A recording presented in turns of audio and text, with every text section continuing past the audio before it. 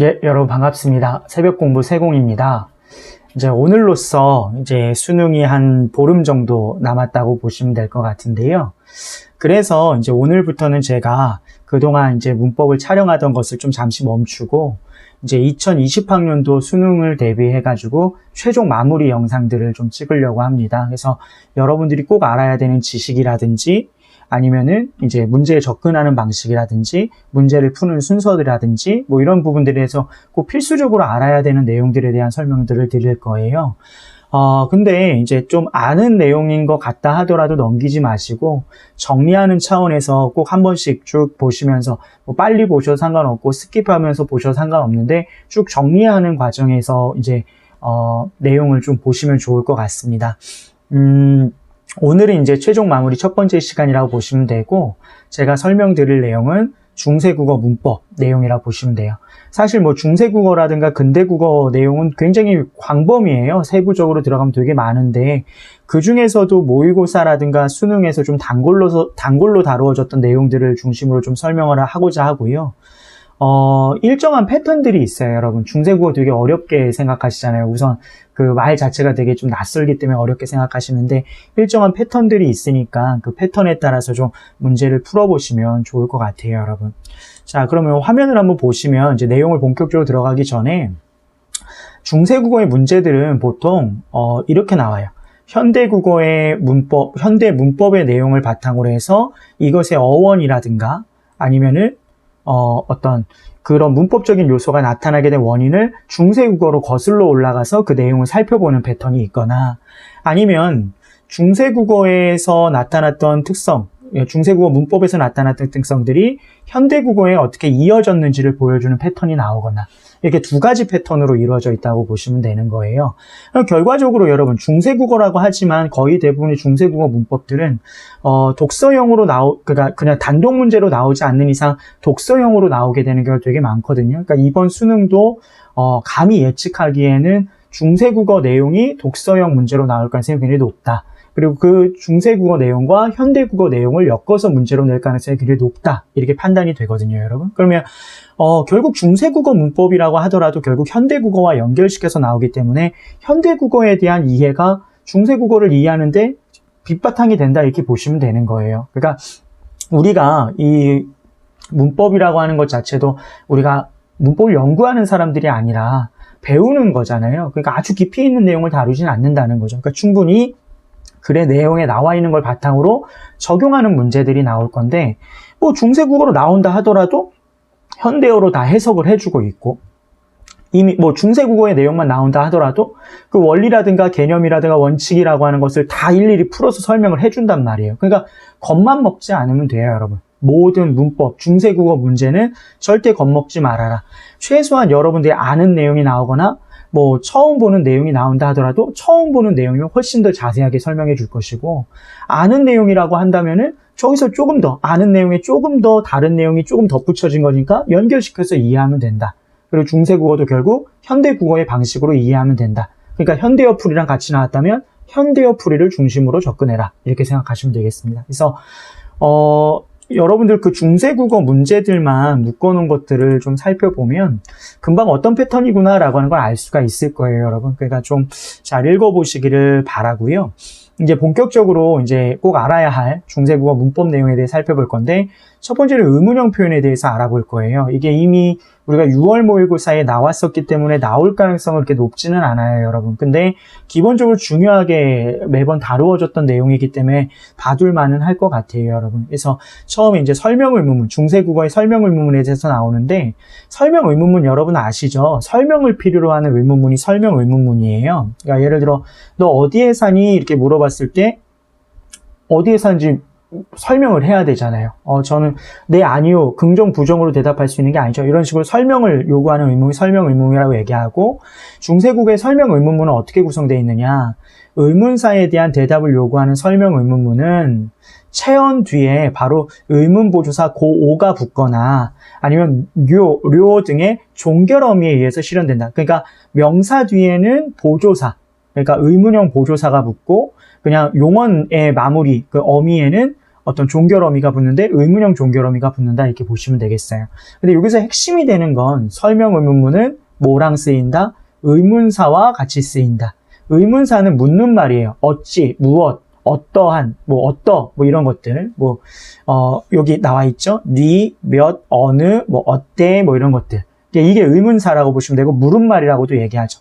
그래서 항상 설명 의문에 의문사가 나오고, 그리고 이 의문형 보조사가 됐든 어미가 됐든, O형 계열의 어미라든가 보조사가 쓰인다 이렇게 생각하시면 되는 거예요. 그러니까 O형이라고 하면 O가 될 수도 있고, 고가 될 수도 있고, 료가 될 수도 있고, 료가 될 수도 있고, 이렇게 O가 들어가는 형태의 어떤 보조사라든가 의문형 어미가 쓰인다 이렇게 보시면 되겠습니다.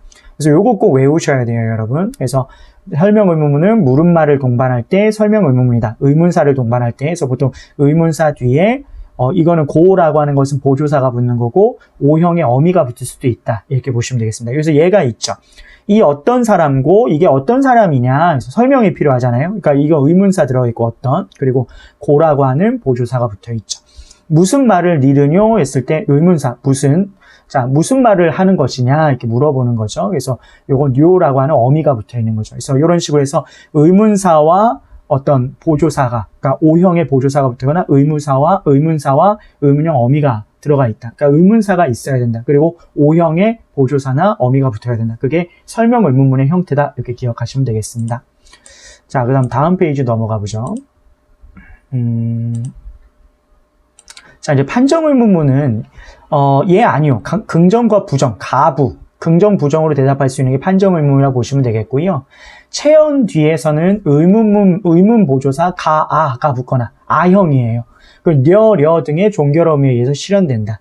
얘는 의문사가 없어요, 여러분. 판정 의문문은 예, 아니요, 맞습니다, 아닙니다 해서 긍정, 부정으로 대답할 수 있는 게 판정 의문문인데 의문사가 없고요. 물음말이 없고요. 앞에서 봤던 어떤, 어찌 이런 것들 없고요. 거기에 이제 보조사, 가가 붙거나 아형의 어미가 붙거나 그러니까 결과적으로 아형의 종결 표현이 들어가 있으면 뭐다? 그렇죠. 판정 의문문이다 이렇게 생각하시면 되겠습니다. 판정 의문문 기억하시면 좋겠습니다.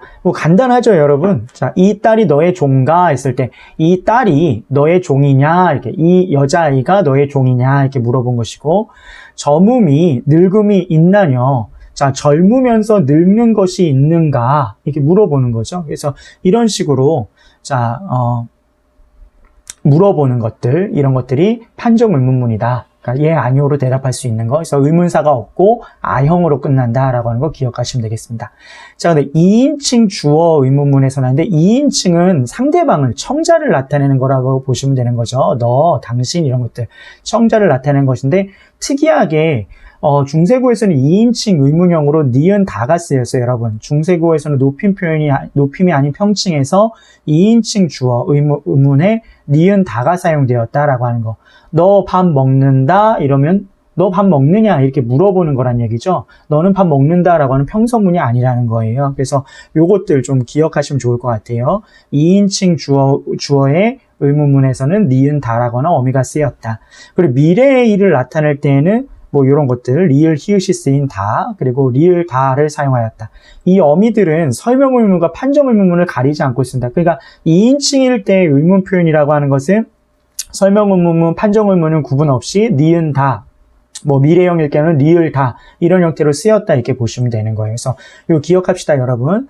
2인칭일 경우에는 의문형 어미로서 니은 다가 쓰였다라고 하는 거 특이한 형태다 이렇게 보시면 되겠고 예로 내 계집 그려 가던다 이렇게 했을 때 자, 너의 계집이 그리로 가더냐 이렇게 물어본 거라고 보시면 되겠죠. 그래서 너의 아내가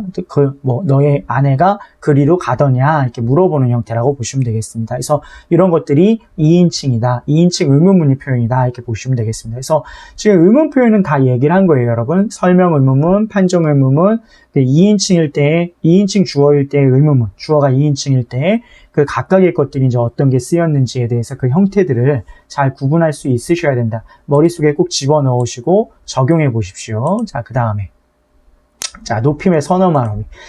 시험 문제 항상 단골 문제죠, 여러분. 여러분들 이제 모의고사 풀다 보면 계속 나왔을 거예요, 여러분. 그래서, 높임의 선어말 어미라고 하는 건데, 우리가 어말 어미와 선어말 어미는 이미 앞에 영상에서 배웠어요. 아직 그 인식이 없는 학생들은 앞에 영상을 좀 찾아서 어말 어미나 선어말 어미에 대한 내용을 좀 공부를 하셨으면 좋겠습니다. 여기 보시면 주체 높임 선어말 어미가 있고, 객체 높임이 있고, 상대 높임이 있는데, 누누이 얘기하지만 여러분, 주체 높임은 주어를 높이는 거예요. 그리고 객체 높임은 목적어나 부사어를 높이는 거예요. 목적어나 부사어를 높인다.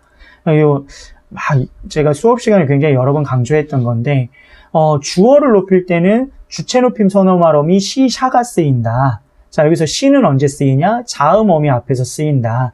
샤는 언제 쓰이냐? 우로 시작하는 모음 어미 앞에서 쓰인다라고 하는 거. 이거 기억하시면 돼요. 이걸 기억 안 하셔도 돼요. 그냥 이 형태가 보이면, 주어를 높였구나, 이렇게 생각하시면 돼요. 그래서, 가시고 할 때 시, 가시니 할 때 시, 이런 것들. 이게 어말 어미, 니가 어말 어미고, 앞에 쓰인 게 선어말 어미죠. 요렇게 쓰였으면 이게 주어를 높이게 한 거다. 가샤대 이렇게 쓸 때, 가샤오대 이렇게 쓸 때, 이런 것들 생략될 수 있다는 거죠. 그래서 이렇게 생략됐을 경우에 요 샤라고 하는 것은 다 모음 앞에서 쓰인 거다 이렇게 보시면 되겠어요. 알겠죠? 그래서 이건 주어를 높일 때 쓰이는 선어말 어미다. 시, 샤가 보이면 주어를 높인 거다. 따라서 시에 밑줄 쳐놓고 얘가 누굴 높였니? 이렇게 생각하시면 그 문장 안에서의 주어를 높였구나 이렇게 생각하시면 되는데요. 높임 표현에 대한 문제일 경우에는 주어가 생략되어 있는 경우가 있고 그래요. 그러니까 이게 생략된 주어가 있는지 없는지부터 좀 확인을 하셔야 되고 시, 샤 형태가 보이면 주어를 높였다. 그거 기억하시면 되겠습니다. 자, 그다음에 객체 높임 선어말 어미가 있는데 객체는 목적어나 부사어를 높인데 당연히 목적어에는 목적격 조사 을을이 붙겠고요. 부사어에는 애게, 깨 이런 것들이 붙겠죠. 부사격 조사가 붙겠죠. 그래서 객체 높임 선어말 어미는 이게 있어요. 삽 이렇게 얘기하는데 자, 여기 보시면 삽은 기역, 비읍, 시옷, 이히읗 뒤에 잡은 디귿, 티귿, 지읒, 치읒 뒤에 이건 시옷과 지읒 사이 소리라고 얘기를 하는데요. 삽이라고 하는 것은 유성음 뒤에 그러니까 모음 전체와 니은, 리을, 미음 뒤에 외우실 필요는 없어요, 여러분. 근데 이걸 만약에 이런 거와 관련된 문제가 나오면 자료를 줄 거예요, 여러분. 그러니까 외우실 필요는 없고, 그냥 이런 형태가 있구나. 삽, 이런 것들이 객체를 높이기 위한 것, 즉, 목적어나 부사어를 높이기 위한 거구나. 이것만 잘 기억하시면 되겠습니다. 그러니까 이게 보이면 목적어, 부사어를 찾아야겠죠. 뭐가 목적어고 부사어인지. 근데 여기 가로쳐놓고 순경음, 비읍이 받침에 쓰인 게 있죠. 이거는 순경음, 비읍이 쓰이는 경우는 뒤에 모음이 오는 경우에 그런 거예요. 그러니까 앞에 것은 뒤에 자음이 오는 경우, 이렇게 그냥 비읍 받침이 쓰인 건 자음이 오는 경우, 순경음, 비읍이 오는 경우에는 모음이 오는 경우인데 주의하셔야 될 게 예를 들어 요게 이럴 때 은이 이렇게 했을 경우에 이게 모음이 온 거잖아요, 여러분. 근데 모음이 오게 되면 중세국어는 연음을 했기 때문에 이어적기가 되는 거죠. 그러니까 이어적기 표현이 됐기 때문에 이 형태로 쓰지 않고 어떻게 쓰죠? 이어적기가 돼서 사분이 이렇게 썼다는 얘기죠. 여러분 무슨 말인지 아시겠죠? 그러니까 이 형태가 보이지 않는다는 거예요. 이어적기 되면 여기 나와 있듯이 이런 식으로. 그렇죠? 전부 다 이어적기 돼가지고 이런 형태로 나온다는 거죠. 그래서 이런 형태가 보이더라도 어떻게 이해해야 된다? 이런 형태가 보이면 이게 삽에다가 은이 이게 붙은 거구나. 이게 잡에다가 아가 붙은 거구나. 이게 삽에다가 아가 붙은 거구나. 이렇게 기억을 하셔야 된다는 얘기죠. 무슨 말인지 아시겠죠, 여러분? 그래서 그거 굉장히 중요한 거니까 잘 기억해 두시고요. 그래서 요 삽잡삽은 객체 높임 선어말 어미다. 목적어나 부사어를 높이기 위한 거다. 아주 중요합니다. 잘 기억하세요. 자, 이어서 이제 상대 높임 선어말 어미가 있죠, 여러분. 상대방을 높이기 위한 건데, 여러분, 이나 이시 있어요. 이는 평서문에서, 이는 의문문에서 쓰인다. 하나이다, 있나이다, 오소이다 이렇게 했는데 이 이는 쉽게 얘기하면 현대국어의 뭐랑 비슷한 거다? 뭐뭐 씁니다, 비읍니다 이런 형태라고 보시면 돼요. 있니, 이다 그러면 아니이다이면 아닙니다. 이 정도로 이해하면 되고, 있나이다, 이게 있습니다. 이 정도로 이해하시면 되는 거예요. 그래서 이런 식으로 해서 뭐 이게 높임 표현이다. 상대를 높이기 위한 선어말 어미다. 요건 의문형이니까 그러하리이까, 그러합니까? 이 정도의 의미라고 보시면 되겠죠. 그러니까 이게 청자를 높이기 위한 그죠? 높임 표현이다라고 하는 거 중요합니다, 여러분. 상대 높임 선어말 어미예요. 그러면 지금 이제 정리를 한번 해보면 이게 시험 문제 자주 나왔었는데요. 현대국어와 중세국어의 높임의 선어말 어미를 비교한 내용인데 아까 얘기했던 중세국어는 주체 높임 선어말 어미 시샤, 객체 높임 선어말 어미 삽잡삽, 그 다음에 상대 높임 선어말 어미 이잇해서 이렇게 있는데요. 중세국어는 높임의 선어말 어미가 굉장히 발달된 형태라고 보시면 되겠죠. 그래서 이렇게 다양한 형태들이 있다 이렇게 보시면 되는데 현대국어에서는 높임의 선어말 어미가 주체 높임 선어말 어미밖에 없어요, 여러분. 주체 높임, 가다, 가시다, 가시고 이거는 거의 중세국어와 같은 개념이다 이렇게 보시면 되겠죠. 근데 현대국어에는 이제 그럼 뭐가 없냐? 객체 높임 선어말 어미와 상대 높임 선어말 어미가 없어요, 여러분. 그럼 객체 높임, 그러니까 목적어나 부사어를 현대국어에서는 선어말 어미로 높이는 게 아니라 특수어휘로 높이는 거죠. 예를 들어서 나는 영희를 데리고 병원에 갔다 이렇게 했을 때 영희를 데리고 할 때는 영희를 높이지 않은 거죠. 근데 나는 할머니를 모시고 병원에 갔다 이러면 모시고가 데리고를 높인 표현이 되는 거겠죠. 그러니까 이렇게 모시고라고 하는 뭐 특수어휘를 쓰거나 들이다라고 하는 뭐 할머니께 들이다처럼 들이다라고 하는 특수어휘, 높임의 의미를 가지고 있는 어휘를 통해서 객체를 높일 수 있다 이렇게 생각하시면 되겠습니다. 그 다음에 상대 높임 선어말 어미는 상대방을 높이는 건데 현대국어에는 마찬가지로 상대 높임 선어말 어미가 없고요. 종결 표현을 통해서 뭐뭐 씁니다 혹은 보조사, 높임의 보조사 요를 통해서 높인다고 보시면 됩니다. 그래서 종결 표현이라든가 보조사를 통해서 상대를 높이지 뭐 이런 선어말 어미가 존재하지 않는다 이렇게 보시면 되겠습니다. 그래서 요게 이제 선어말 어미와 관련된 건데 항상 50% 이상입니다. 항상, 그러니까 이 내용이 시험 문제에 나올 가능성이 항상 50% 이상이니까 그 내용을 정확하게 숙지해 놓으시면 되고 이 형태들이 보였을 때 여러분, 이 형태들이 보였을 때 아, 이건 주어 높이는 거였지, 아, 이건 객체를 높이는 거였지, 아, 이건 상대를 높이는 것이었지 바로바로 떠오를 수 있도록 해야 합니다. 알겠죠, 여러분? 매우 중요합니다. 그래서 그렇게 기억하시면 되겠고요. 자, 이제 격조사에 대해서 알아보죠. 격조사는 역할을 부여해주는 조사죠. 여러분들 다 알고 계실 거예요. 격조사는 역할을 부여해주는 조사인데, 오늘 우리가 알아볼 거는 자주 나오는 조사만 알아볼 거예요. 격조사, 주격조사가 먼저 있죠. 주격조사는 주어를 만들어준, 문장 안에서 대상의 체언에 붙어서 그 체언을 주어로 만들어주는 격조사를 주격조사라고 이야기합니다. 자, 근데 주격조사의 형태는 현대국어에는 이와 가라고 하는 두 가지 형태가 있는데요. 이 가는 근대국어 시기부터 나타나기 시작한 거예요. 그럼 중세국어에는 가가 없었는데, 이 세 가지 형태가 있었어요, 여러분. 주격조사가 제로 주격. 이렇게 세 가지 형태가 있는데, 이 이는 자음 뒤에서 쓰였고요. 요 동그라미가 없는 이는 이의 모음을 제외한 모음 뒤에로, 붙었습니다. 이 모음을 제외한 모음 뒤. 여기 공제 이렇게 써 있는데, 공자에서 이거 아래 아가 붙어 있죠. 그러니까 이 모음이 아닌 모음 뒤에서 이가 쓰였다. 붙여 했을 때 여 뒤에서 이가 쓰인 거다 이렇게 보시면 되겠죠. 그래서 이런 식으로 해서 이 모음이 아닌 모음 뒤에는 이가 쓰였다. 이렇게 자음 뒤, 말씀이 했을 때 자음 뒤, 백성이 했을 때 자음 뒤에서는 이런 이가 쓰였다. 기억하시면 되겠습니다. 요거 착각하시면 안 돼요, 여러분. 이렇게 이어졌게 돼 있다고 해서 이거 이렇게 된 거 아니에요? 뭐 이런 얘는 그냥 이가 붙은 거 아니에요? 이렇게 생각하시면 안 됩니다. 알겠죠? 그러니까 자음 뒤에서는 이 형태, 요 형태가 쓰였다라고 하는 거 기억하시면 되겠고요.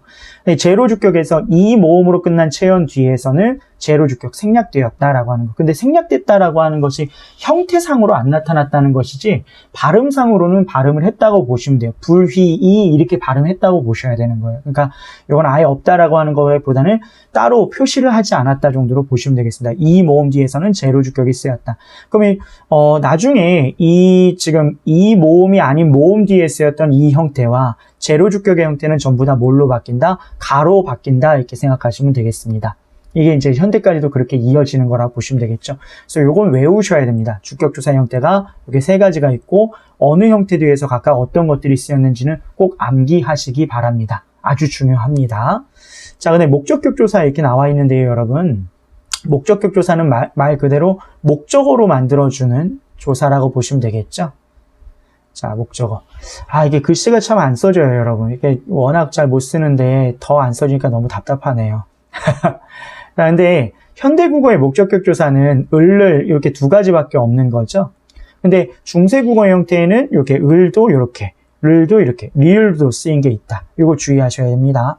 근데 이거는 아래 아가 쓰인 거고 의가 쓰인 거고 아래 아가 쓰인 거고 의가 쓰인데 이건 모음조화에 따른 거라고 보시면 돼요. 모음조화 여러분 다 아시죠? 양성모음은 양성모음끼리, 음성모음은 음성모음끼리 어울리려고 하는 현상이 모음조화 현상인데요.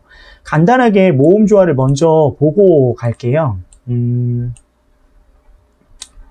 뒤에 넘어가면 여기 모음조화가 있는데요, 여러분.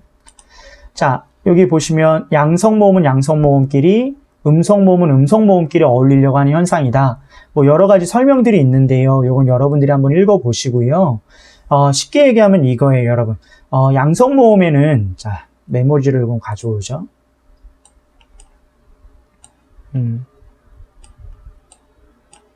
자, 양성모음에는, 중세국어의 양성모음에는 뭐가 있냐면, 아래 아, 얘가 양성모음입니다.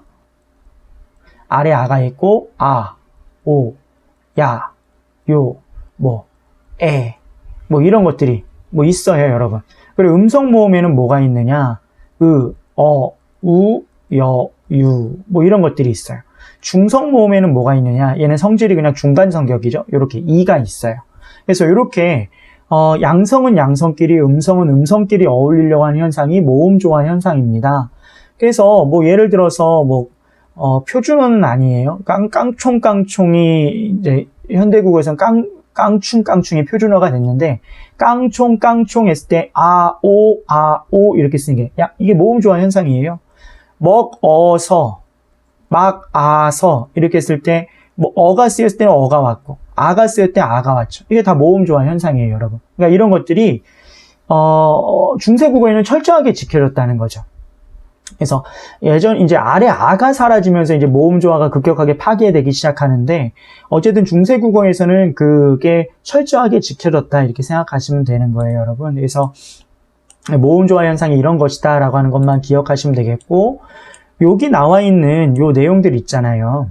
요 내용들은 한번 읽어보시면 될 것 같은데, 요거 나무, 뭐 구무, 다르다, 흐르다 이렇게 했을 때 여기 오, 양성, 우, 음성, 아래 양성, 음성, 이렇게 맞춰서 썼다라고 하는 거예요. 그래서 정확히 이 아래 아라고 하는 것이 양성 모음이다라고 하는 것만 정확히 알아두시면 되고요. 의는 음성 모음이다. 이것만 알아두시면 되겠습니다. 자, 그럼 다시 와서요. 그러면 자, 요 을을 이렇게 있는데요. 얘는 뭐죠, 여러분? 현대국어의 을과 르는 어떻게 구분하죠? 을과 르는 언제 쓰죠? 사과를, 밥을 이렇게 쓰잖아요. 그러니까 받침이 있을 때는 을을 쓰고 받침이 없을 때, 모음으로 끝났을 때는 르를 써요. 그죠? 그게 현대국어에서의 목적격 조사의 구분이죠. 근데 중세국어에서는 여기에 더해서 뭐까지? 앞에가 양성 모음이냐 음성 모음이냐까지 따졌다는 거죠. 그러니까 요거 때는 양성 모음이면서 앞에 뭐가 있을 때? 받침이 있을 때.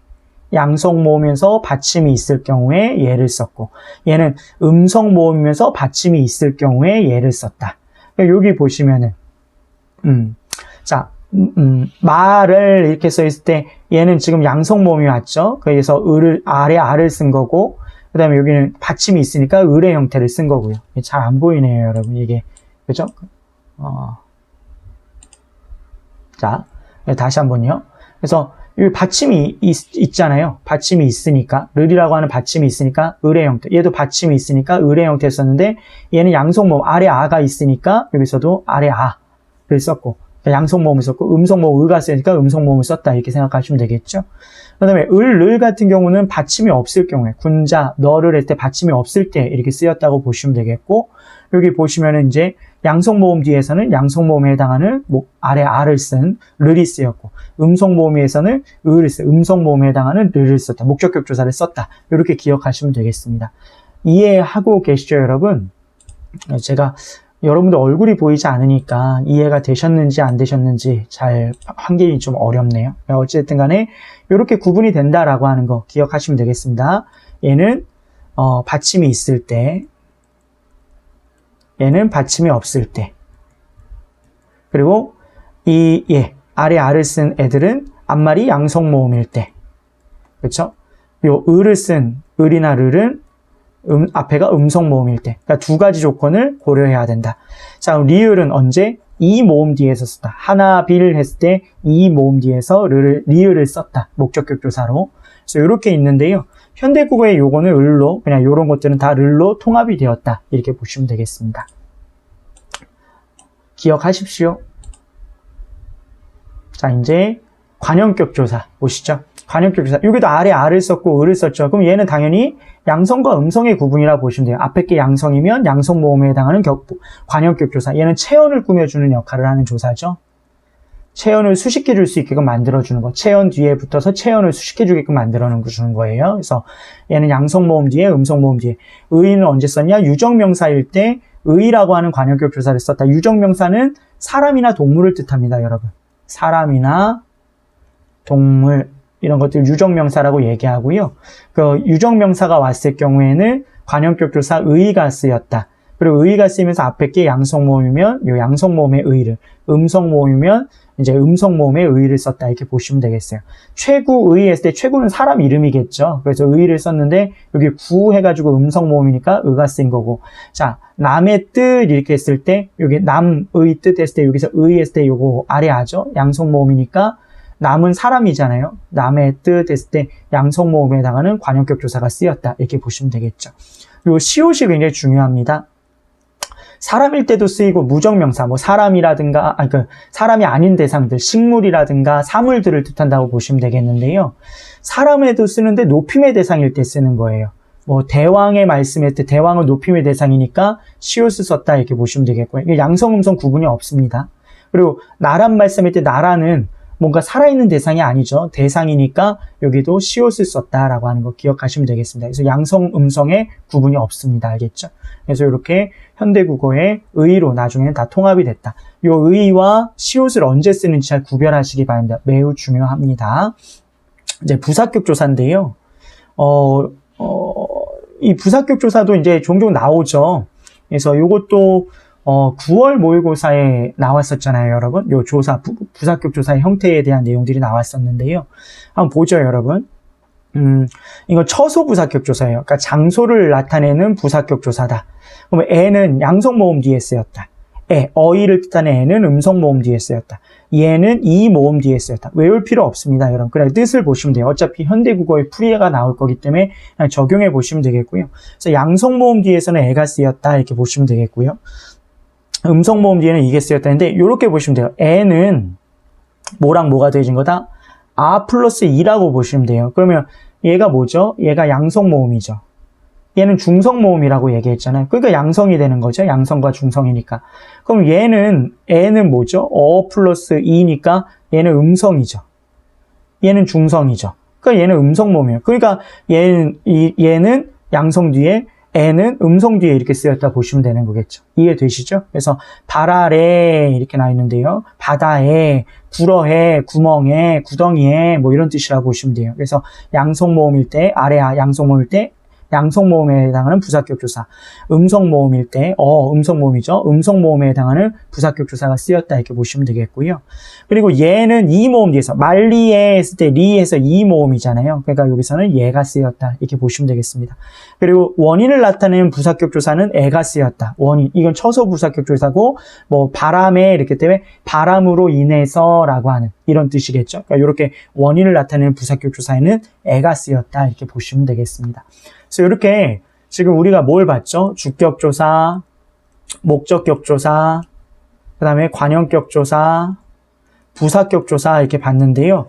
다 수능 특강에 나와 있는 내용들이에요. 뭐 매년 나오기는 하지만 나와 있는 내용이니까 꼭 이런 것들만큼은 꼭 알아두셔야 돼요, 여러분. 그래서 꼭 기억하시길 바라고 앞에 의문형 표현 같은 것들도 나올 수 있으니까 한 30% 확률로 나올 수 있으니까 좀 기억해 두시길 바랍니다. 자, 그리고 모음 조화는 아까 설명했죠? 양성은 양성끼리, 음성은 음성끼리입니다. 모음 조화는 중세국어에서 굉장히 중요한 요소예요. 그래서 꼭 기억해 주시길 바라고요. 그러면 우리가 6월이나 9월에는 어떤 중세국어 문제가 나왔는지 한번 보죠. 여기 보시면 여기 있네요. 잘 보이실지 모르겠어요. 자, 이게 13번 6월 모의고사 13번 문제인데요. 의문형 종류에 대한 게 나왔었어요, 여러분. 의문문의 종류에 따라 종결어미나 보조사가 달리 쓰였다. 예를 들면 용언의 어간에 어미가 결합하여 서술어가 될 때 판정의문문에서는 종결언, 어미, 녀, 설명의문문에서는 료가 쓰였다. 반면에 체언에 보조사가 결합하여 서술될 때에는 판정의문문에서는 보조사 가, 설명의문문에서는 고가 쓰였다. 그런데 주어가 2인칭일 때는 의문문의 종류에 상관없이 판정이냐 설명이냐에 상관없이 니은 다가 쓰였다. 자, 그래서 이런 예들에 여기 뭐가 들어가는 게 적절하겠느냐 이렇게 물어본 거라고 보시면 되는 거겠죠. 그럼 뭐 이게 판정 의문문이냐 설명 의문문이냐 뭐 주어가 2인칭이냐 이런 거에 따라서 형태들을 구분해서 집어 넣으면 된다 이렇게 보시면 되는 거겠죠. 그래서 이런 문제들이 있었다 이렇게 보시면 되는 거예요, 여러분. 근데 누누이 얘기하지만 그 중세국어 문제들은 자료를 이렇게 자세하게 줍니다. 항상 자료를 자세하게 주거나 현대어랑 같이 문제를 내거나 여기서도 다 해석을 해줬잖아요. 내 어찌 안 가느냐. 그대는 보지 않는가. 이름이 무엇인가. 설명 의문문이네요. 이름이 무엇이다. 설명을 필요하고. 내 어찌 가느냐. 2인칭 주어네요. 그대는 보지 않는가. 봅니다. 안 봅니다. 판정 의문문이네요. 다 나온 거죠, 뭐. 그렇죠? 거기에 맞춰서 그냥 매치만 시키면 되는 거잖아요. 그렇죠? 그래서 설명을 자세하게 해주니까 당황하지 말고 접근하라는 거. 절대 당황하지 마시라는 거. 그래서 그거 적용하시면 되겠고요. 이게 중세국어 문제였고, 자, 그 다음에 이제 그걸 한번 볼까요, 여러분? 이게 안 지워지나요? 자, 9월에는 어떤 게 나왔었는지 한번 보죠. 자, 9월에는 어떤 게 나왔었는가? 9월엔 이게 나왔었어요, 여러분. 자, 패턴을 한번 보죠, 여러분. 이게 글이 이제 독서용으로 나왔는데, 자, 애와 애서라고 하는 거, 그쵸? 애와 애서를 어떻게 썼느냐, 애와 애서. 이게 부사격 조사죠? 그죠? 그 다음에 뭐, 애와 애서에서 쭉 나오고, 그 다음에 애와 애서는 모두 장소를 의미하는데 붙지만, 자, 장소를 의미하는데 붙지만 해서 쭉쭉 설명이 나와요. 그쵸? 자, 이런 식으로 쭉쭉 설명이 나오고, 중세국어에서는 이렇게 나왔다. 현대국어에서는 이렇게 나온다. 이게 나오잖아요, 여러분. 그러니까 중세국어와 현대국어와의 연결고리로 나올 건데 이번에 여러분들 이제 수능 시험에서도 이런 패턴의 문제가 나올 가능성이 아주 높은데요. 이런 것들은 당황하지 마시고요. 제발 부탁이지만 문법 문제가 만약에 너무 길다, 독서용이 길다, 그럼 짧은 거부터 풀어야 되겠죠, 당연히. 문법 문제, 짧은 문제부터 먼저 해결하고 그 다음에 이 독서 지문의 문제로 돌아와서 푸는 게 좋겠죠. 근데 당황하지 마시고 그냥 문단별로 쭉쭉 끊으세요, 이렇게. 쭉쭉 끊어서 이 각각의 부분에서의 내용이 무엇이었는지를 정리를 하시면 되는 거예요. 이런 식으로 정리를 하시라는 거죠. 빨리 풀어서 틀리는 것보다는 천천히 풀어서 맞는 게 더 낫겠죠. 그죠, 여러분? 그러니까 맞출 수 있는 것만 맞추면 최소 3등급은 나옵니다. 여러분들이 3등급이 안 나오는 이유는 맞출 수 있는 문제를 못 맞추기 때문에 그런 거예요. 그럼 기본적으로 3등급은 놓고 그 다음에 거기에 플러스 알파들을 만들어 나가면 1등급이 되고 2등급이 되는 거죠. 그러니까 자신감을 갖고 잘 맞출 수 있다는 생각으로 접근해 가면 되는데, 예를 들어 여기 보세요. 중세국어에서 부사격 조사 의와 이시다의 활용형이 이셔가 줄어서 예셔가 됐다. 그러니까 여기서 보시면은 에와 의와 이시다, 그러니까 현대국어의 있다의 활용형인 자, 이셔가 결합된 말이 줄어서 애셔가 됐다. 뭐뭐에 있다, 뭐뭐에 있어, 뭐 이런 게 결합돼서 애셔, 의셔, 이셔 이게 됐다는 거예요. 그 생각을 하셔야죠. 눈으로 보지 말고 이게 이렇게 됐다는 얘기구나. 그죠? 부사격 조사랑 현대국어에 있다가 결합돼서 현대국어에 있다의 활용이 이셔가 결합돼서 뭐뭐에 있어 이런 뜻이 되는 거겠죠. 뭐뭐에 있어 이게 애셔 이런 형태로 결합됐다는 거구나 이렇게 생각을 하시라는 거예요. 그래서 그렇게 정리하면서 그냥 적용하시면 되는 거예요. 여기 보시면 자, 위에 문제들 현대국어의 예가 나와 있고 중세국어의 예가 같이 나오잖아요. 그냥 적용해 보면 되는 거잖아요, 여러분. 아주 쉽잖아요. 여기 보시면은 자, 공간의 의미를 나타내는 그 지역에 주격조사에서가 붙었고, 그럼 여기서 이게 주격조사인지를 판단하면 되잖아요. 그 지역에서 공룡 화석이 발견되었다. 공룡 화석이 발견되었다. 이 공룡 화석이가 주어네요, 여러분. 이게 발견된 거예요. 이건 뭐예요? 그것이 발견된 장소네요. 이건 부사격 조사지 주격 조사가 아니잖아요. 요게 물론 에서가 집단이나 단체일 경우엔 주격 조사로 쓰였다라고 하는 사례가 나와 있긴 하지만 판단을 하셔야죠. 당황하지 말고. 수업 시간 얼마나 많이 얘기했습니까? 그러니까 그런 것들 차근차근 정리하시면 되는 거예요. 다시 한번 얘기하지만 문법 문제가 나왔을 때 자, 11번부터 15번까지 문법 문제가 나왔을 때 짧은 문제 3개부터 먼저 푼다. 그리고 11번, 12번이 보통 긴 문제잖아요. 독서지문처럼 나와 있는 거. 나중에 풀어라. 풀 때 문단별로 나누어서 접근해라. 그리고 중세국어 문제가 나왔을 경우는 현대국어랑 같이 나올 거기 때문에 현대국어를 기준으로 적용해라. 생각하면서 내용을 정리하면서 읽어라. 눈으로 읽지 말라. 뭔 말인지 알겠죠? 그게 핵심이라고 보시면 됩니다. 자, 그러면 이제 이렇게 문제들을 봤고요, 여러분. 이제 오늘 이제 그 중세국어와 관련해가지고 중요한 내용은 먼저 다 말씀을 드린 거예요. 오늘 영상이 좀 길었는데, 좀 더 제가 살펴보고 더 중요한 내용들이 있을 것 같으면 다른 것들을 더 설명을 하겠고, 다 이제 계속 가면서 중요한 내용들을 계속 설명하도록 하겠습니다. 제발 정리하는 차원에서 꼭 들어주셨으면 좋겠고요. 아는 내용이라도 이제 뭐, 돌다리도 두들겨보고 건너라라고 하는 말이 있듯이 차근차근 좀 생각해 보면서 이제 정리를 하셨으면 좋겠습니다. 자, 긴 시간 고생 많으셨습니다.